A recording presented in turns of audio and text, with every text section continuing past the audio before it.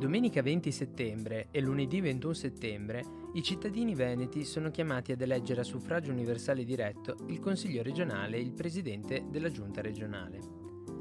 Il Parlamento regionale sarà composto da 49 consiglieri eletti e 2 eletti d'ufficio, il Presidente della Giunta regionale e il candidato alla carica di Presidente arrivato secondo, per un totale di 51 membri.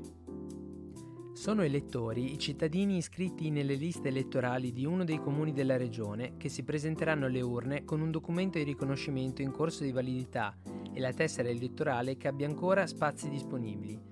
Nel caso in cui lo spazio per i timbri fosse esaurito, sarà necessario presentarsi presso l'ufficio elettorale di Piazza Capitaniato o negli uffici anagrafe di quartiere, Bassanello, Mortise e Arcella, aperti con orari straordinari fino al 21 settembre. In caso di disabilità è possibile cambiare il proprio seggio qualora ci siano barriere architettoniche, essere assistiti nel voto previa una certificazione rilasciata da un medico competente dell'ASL e gli elettori affetti da gravissime infermità possono effettuare il voto domiciliare o presso ospedali e casa di cura, entro i termini previsti dalla legge. Quando si vota?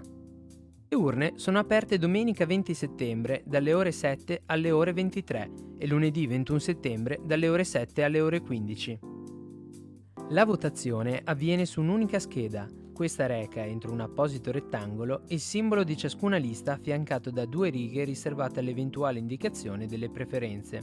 Alla destra di tale rettangolo è riportato il nome e il cognome del candidato alla carica di presidente, affiancato dal contrassegno del candidato stesso. Come si vota? Si può votare solo per il candidato presidente tracciando un segno sul nome o sul simbolo.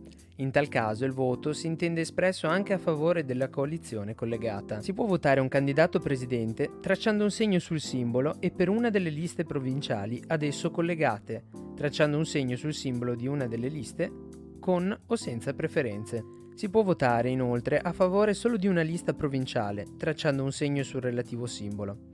In tal caso il voto si intende espresso anche a favore della coalizione collegata. È possibile votare un candidato presidente tracciando un segno sul nome e o sul simbolo di tale candidato, tracciando un segno sul contrassegno di una delle liste, con o senza preferenze, il cosiddetto voto disgiunto.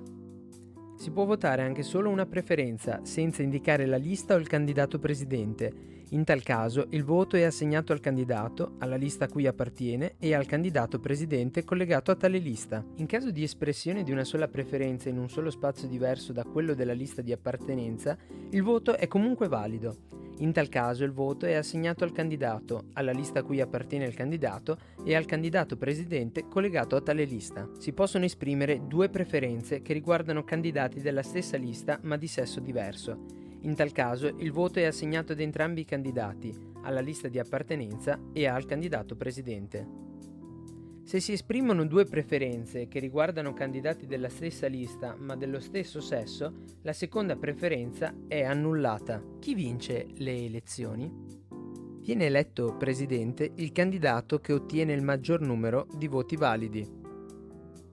Vota in modo sicuro utilizzando i dispositivi di protezione individuale e rispetta la normativa vigente Covid-19, un progetto di educazione civica a cura dei volontari di Progetto Giovani di Padova.